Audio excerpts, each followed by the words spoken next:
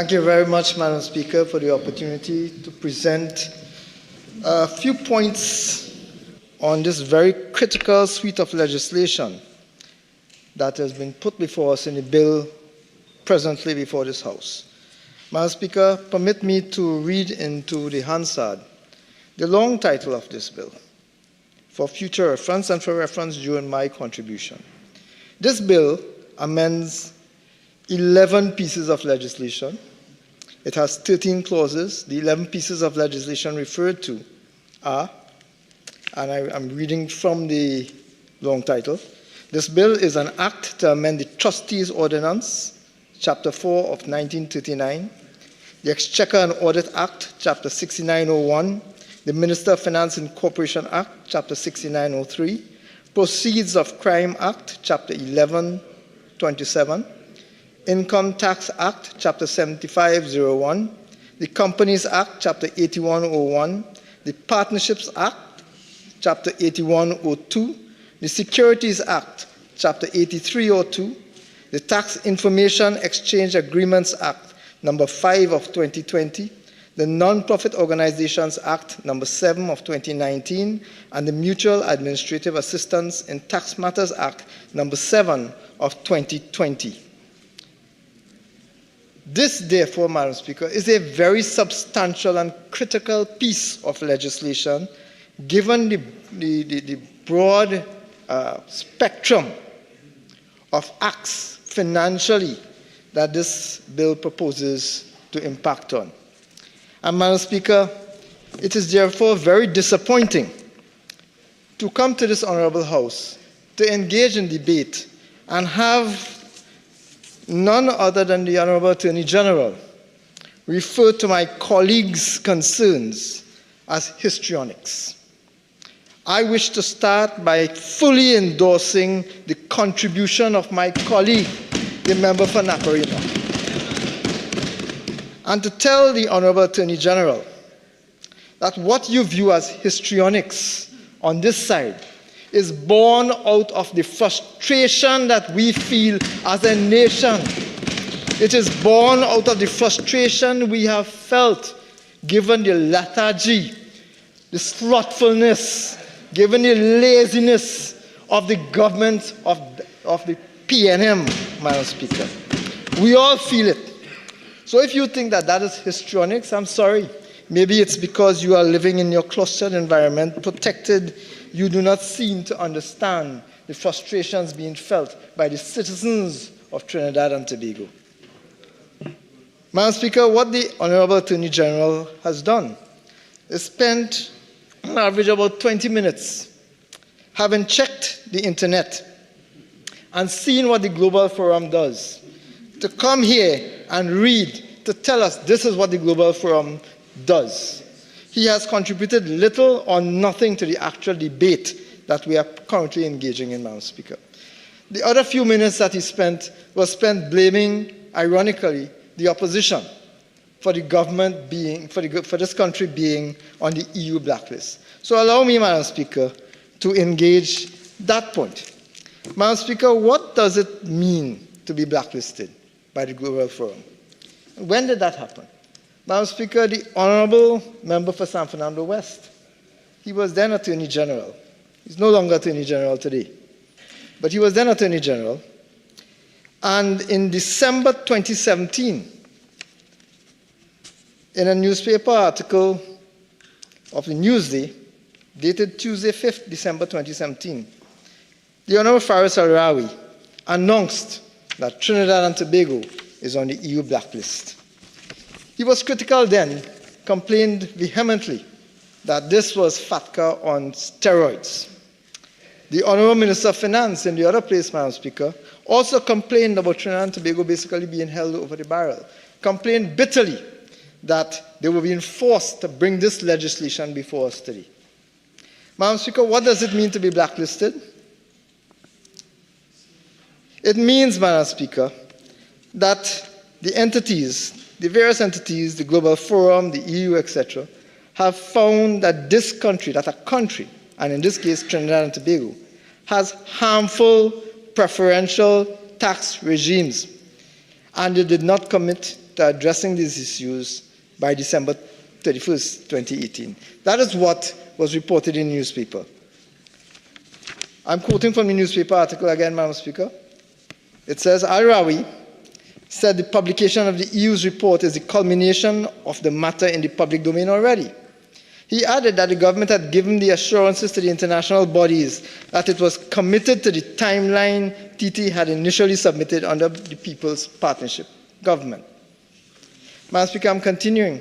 Tax professionals who spoke to Newsday anonymously because they did not want their opinions associated with their employers said that, and I quote again, their comment, that it was very unfortunate that the country wasn't better prepared and this situation was wholly avoidable. Further delay to getting off this list could impact correspondent banking relationships, they said. So government needs to have a more proactive approach to get the legislative agenda in place. This, Madam Speaker, was in 2017, December. Madam Speaker, 2018 passed, 2019 passed, 2020, 21, 22, 23. We are now in 2024. And we are now being told, we are now debating this piece of legislation. And ironically, the member for Diego Martin Northeast, in debating this, still tells us that there are new things coming, and even with what we are proposing here today, we are not likely to get off the blacklist, because the critical part of this thing is not just the legislation to be passed. The Global Forum wants to actually see implementation. And implementation would not happen immediately upon this having been passed in both houses of Parliament and assented. Madam Speaker, being on the blacklist reflects a critical assessment underlining perceived deficiencies in our country's tax governance framework compared to the international standards set by the Global Forum, especially in terms of transparency, cooperation, and fair tax competition, and in terms of I want to draw that now back, Madam Speaker, into the bill.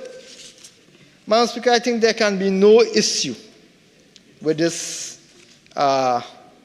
requirement for countries to pass legislation that deals specifically with beneficial ownership. In fact, while the minister was complaining in the other place that he was being forced, it was curious to those on the opposite side as to why it is we had to wait on Global Forum to hold a whip over this country's head to do the right thing in the first place. So it's not that they were lazy, Madam Speaker. It was that having known what to do from 2016, 2017, 2018, 19, 20, 21, 22, 23, 24, having known what to do, even back then, they refused to do it. The issue of beneficial ownership, Madam Speaker, is critical for several reasons. That was what the Honourable Attorney General seems to have missed the reasoning behind it.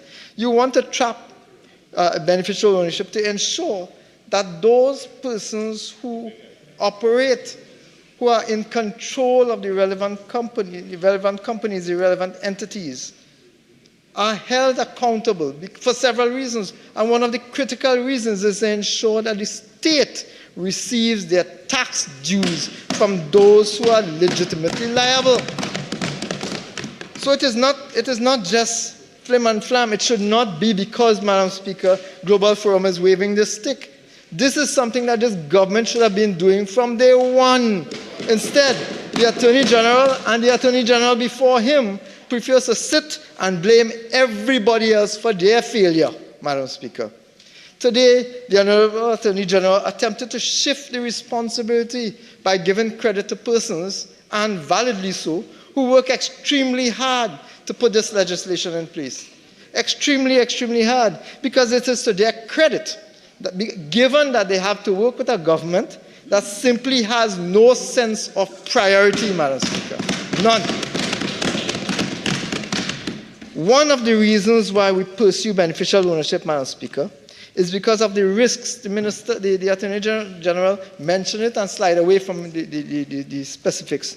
But because of the risk that these kind of facilities, hiding behind a veil of beneficial ownership, provides the opportunity for persons to be engaged in activities which are not conducive to human welfare. So we will be looking at persons who might be engaged in trafficking, etc., etc., etc.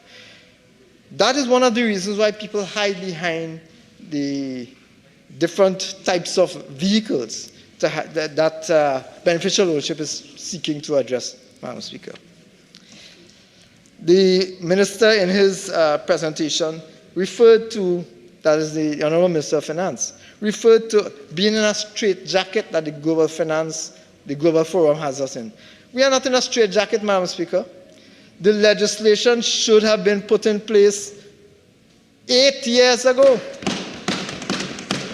And having recognized that, we may have been in a better place with regards to every other form of anti-crime measure than we are in today.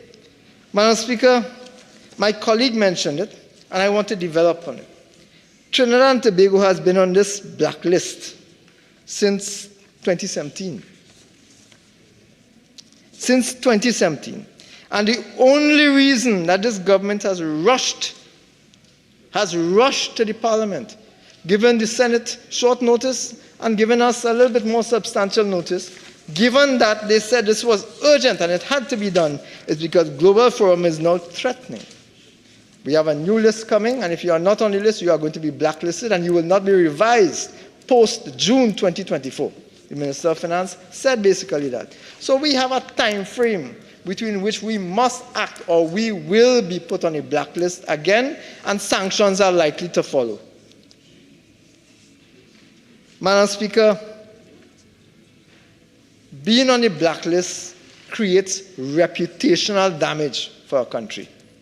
Because basically what we are looking at then is telling investors abroad that our tax measures are inadequate. They are deficient. They're substantially and significantly deficient, Madam Speaker. The Minister of Finance mentioned that. He indicated that it is important, and I want to quote him, it's important to promote Trinidad and Tobago as an important investment destination. That was one of the explanations that he gave as to why this bill is so important, Madam Speaker. But even then, even recognizing the critical nature of this bill to attract investment, 8 years, Madam Speaker, has passed. 8 years. And while we are doing that, my colleague mentioned it, and I want to highlight it.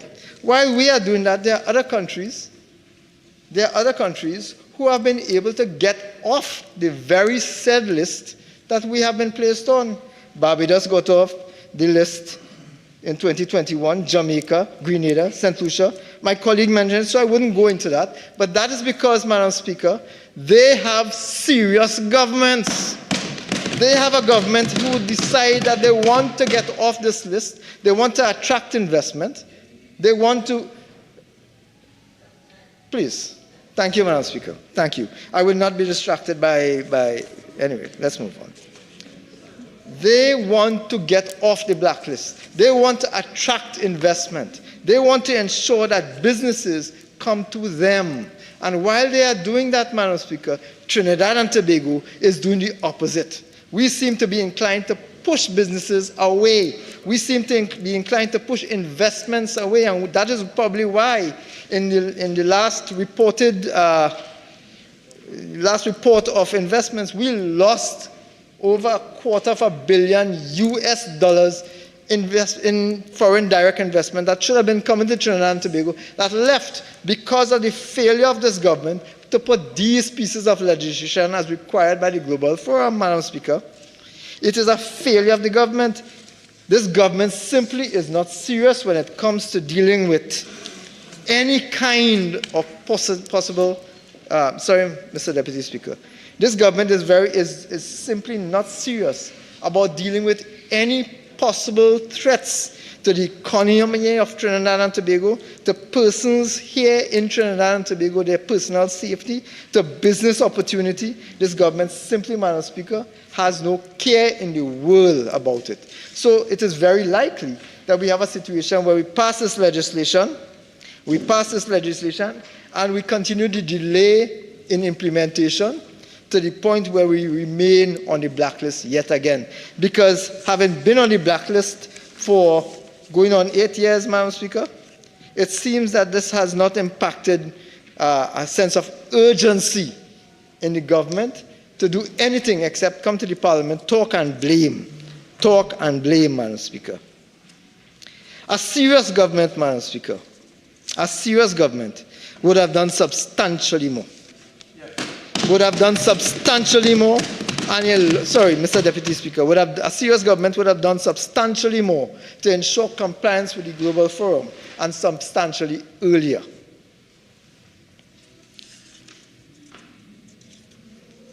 Mr. Deputy Speaker, critical in the commentary by the member for the Martin Northeast has been his statement, the document he read from.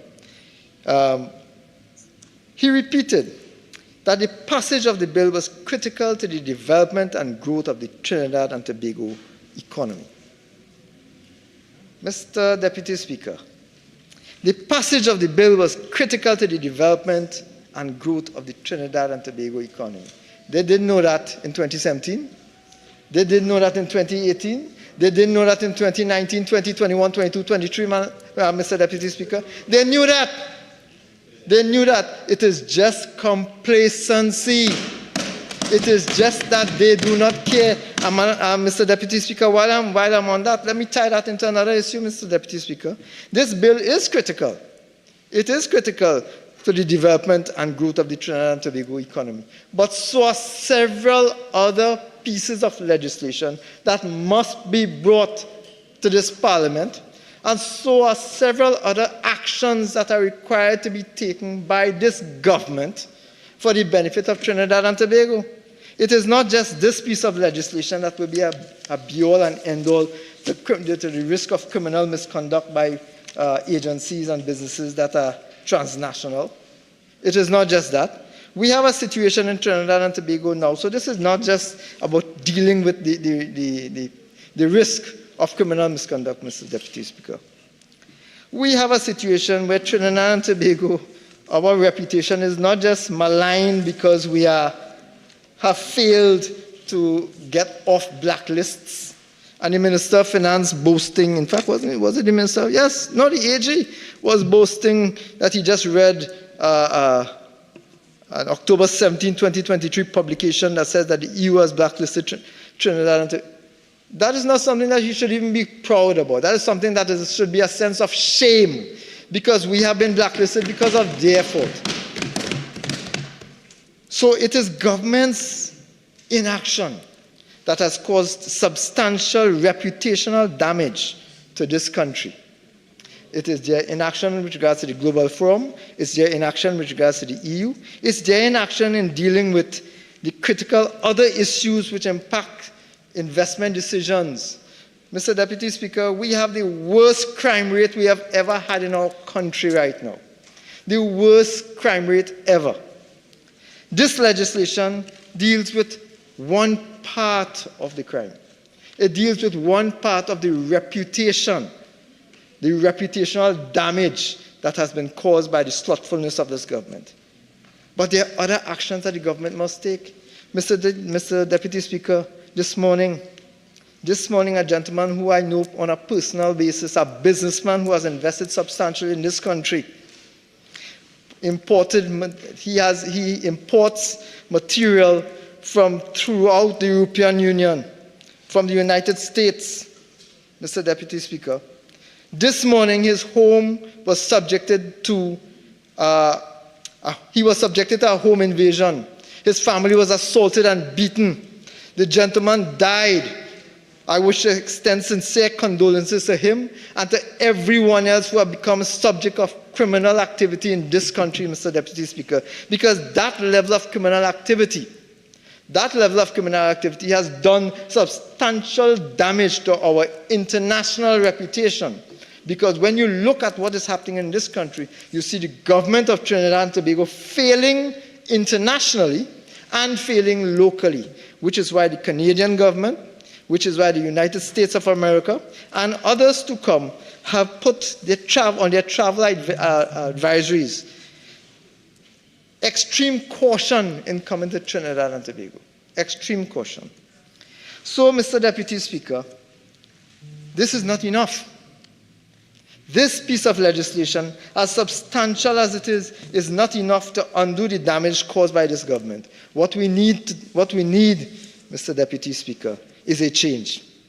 What we need desperately is a change. Because if this government, after almost 8.5 years, has not been able to put simple pieces of critical legislation, and despite the Minister of Finance narrative about how complex the legislation is, despite all of that narrative, this is a relatively simple piece of legislation which Guyana, which Jamaica, which St. Lucia, which so many other countries could get right because they do not have the PNM sitting in government.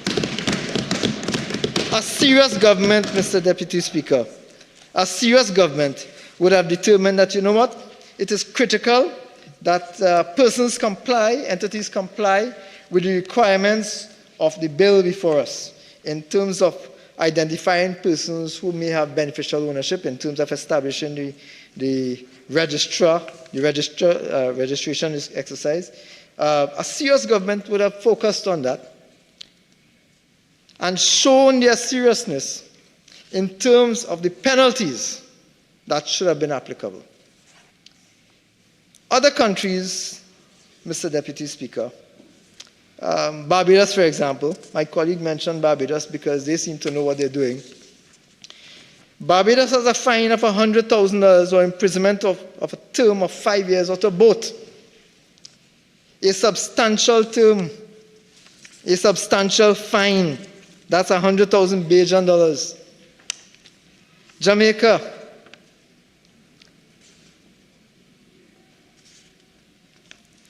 in the case of an individual, a fine not exceeding $3 million. In the case of a company, a fine not exceeding $5 million. Mr. Deputy Speaker, there are several other countries where you can see that the fine is substantial. You know what the fine is if you fail to do this in Trinidad and Tobago? The fine is, colleagues, remind me, it's $10,000. $10,000. Other countries talking about that are serious. Other countries that are serious are referring to 100,000 Bajan dollars. And your Bajan dollars, what was it? 2 to 1. So that's about $200,000 TT. Jamaica, I believe, is about $250,000 TT. But Trinidad and Tobago, after 8 years, this government is showing their commitment. This government is showing their intention, their seriousness by proffering a fine of $10,000 if persons do not comply. $10,000. You see, you're not serious.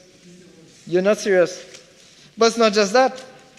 The Global Forum gave a series of guidelines on the basis of which this legislation is drafted. One of those had to do with the size of the shares, the shareholding, that someone has to be considered. That has to be considered if someone is to be defined as having a beneficial ownership in a company.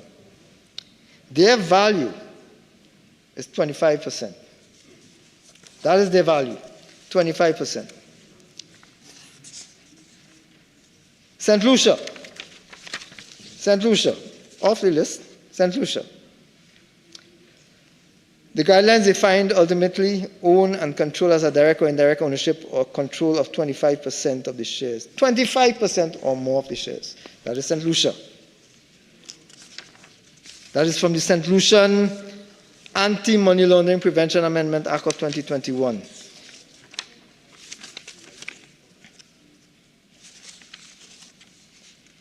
In Barbados, 25%. In the United States, 25%. That is the limit, 25%. It was what was recommended by the Global Forum.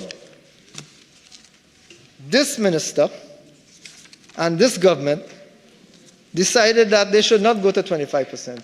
They want to capture more people under beneficial ownership, so they have gone to 10%. That is your limit, 10%. The minister admitted that he's aware. In the other place, he also indicated that he's aware of the requirements. He's aware of the guidelines. But he has not, to date, been able to explain why we went from 25% to 10%. Because these are onerous responsibilities that they are asking a range of institutions, a range of bodies to put in place. The establishment of a registrar, the establishment of an assessment, a continuously updated assessment, the establishment of following the guidelines, etc. All of those things require a substantial amount of resources. So you are asking these entities to do more with less. I am not aware, and maybe the minister in his wind-up could advise, whether additional funding has been provided to these various institutions, including the regional corporations, who we all know are suffering right now for substantial funding, and that given the collapse of the infrastructure facilitated by the non-performance of the government, and especially the Ministry of Works on the other side, whether or not sufficient money, funding, has been placed in these various institutions, including the regional corporations, including the various state agencies, etc. Because it seems that it is easy to instruct the Minister of Finance to fine $100 million to do God knows what, because he never indicated it. The Prime Minister has instructed the Minister of Finance to fine $100 million to do what the others have not done, to place it into other hands.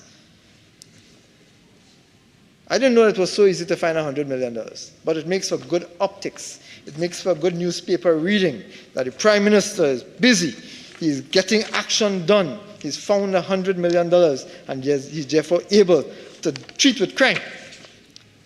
Has additional resources been placed in the hands of these various institutions and the various bodies that we are asking to implement this critical piece of legislation, which the Minister of Finance and the various other ministers insist is so critical to our growth and development? Have they done that? Is the institutional knowledge there? Have they engaged in the exercise of training individuals for the preparation of documentation, maintaining of documentation, etc.? Has any of that been done?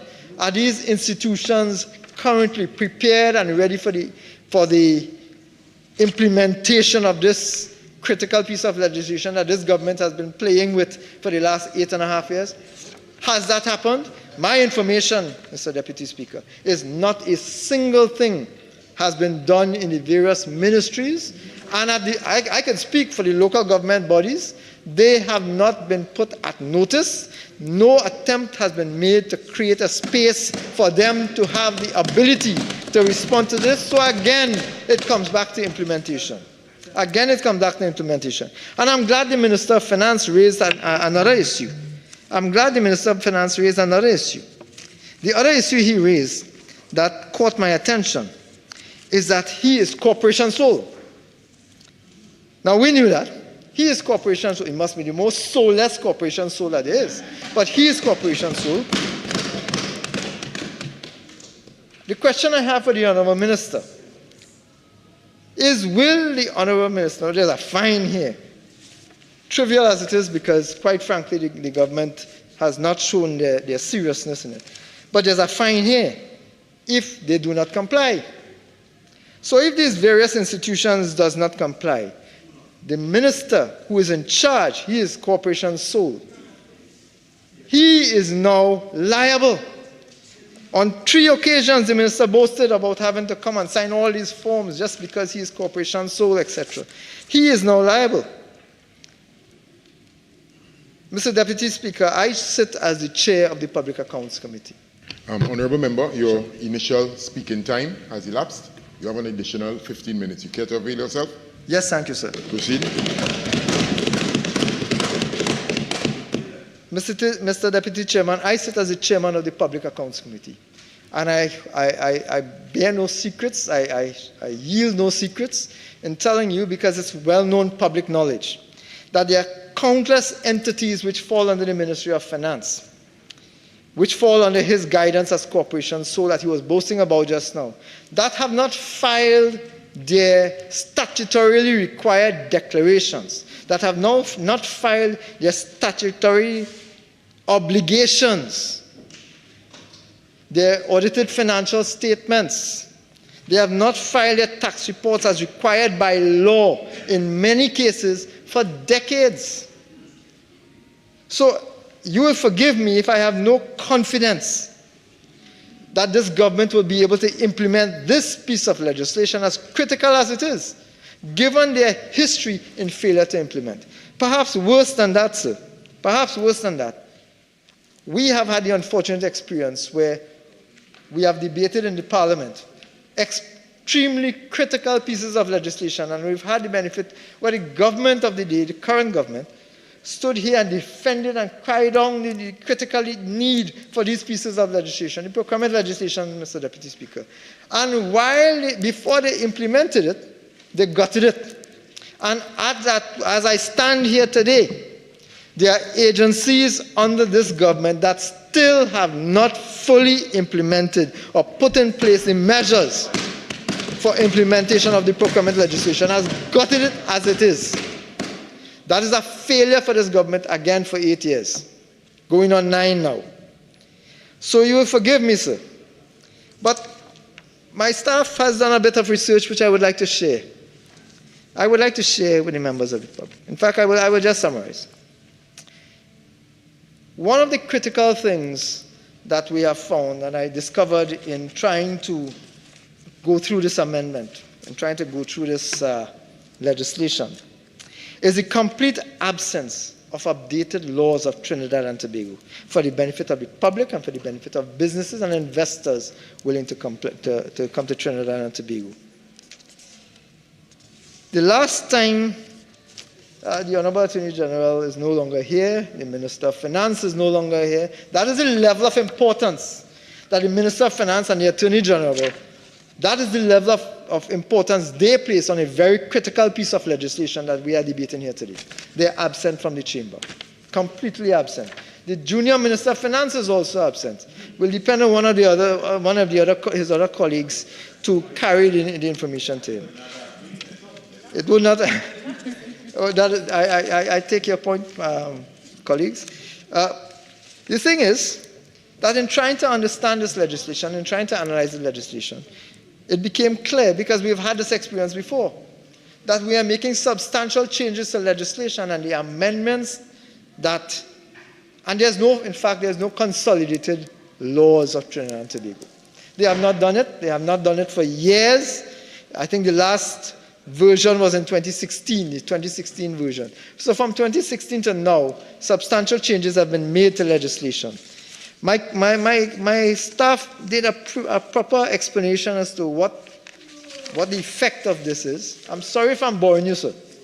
I'm sorry if I'm boring you. This happens to be, though, the business of the country. If you are bored, sir, go home and sleep. Do like your colleague next to you and sleep here too. But I will not be. Address the chair. My apologies, Chair. My apologies. It is very unfortunate, though, the level of disrespect, the level of abhorrent disrespect that members opposite show the business of the people of this country.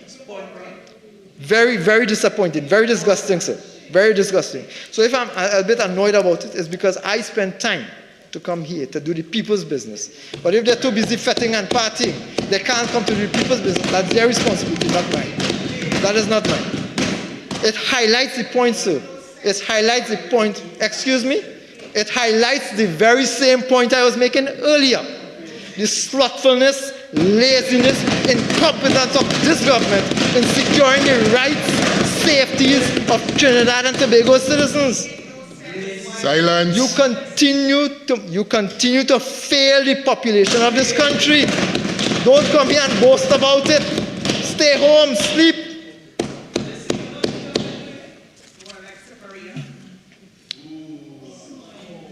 I move on. I move on. I move on. I move on. Members. I move on. There seems to be an obsession. There seems to be an obsession from those on the other side with the member for Superior. And I understand why. The best prime minister this country has ever had. Somebody who had spent the time and effort to build Trinidad and Tobago at every corner. They can't deal with that. Anyway, back to the legislation, which proves exactly what I am saying. This government simply does not care about the citizens of this country, and they continue to show it in every action. Mr. Deputy Speaker, this piece of legislation is critical. This piece of legislation is substantial. This piece of legislation should have come years ago. What I am more concerned about now, Mr. Deputy Speaker, is the failure of the government.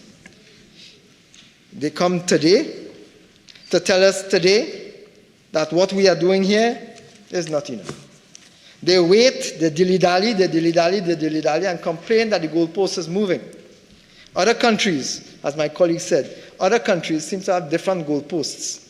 But like I said, that is because the P&M doesn't exist there.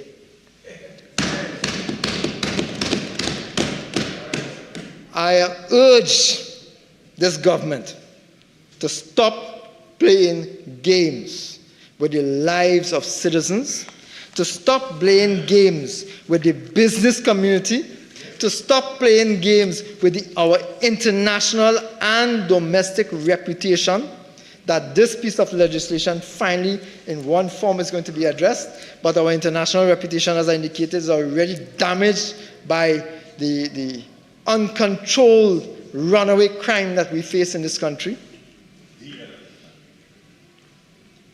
I appeal to this government.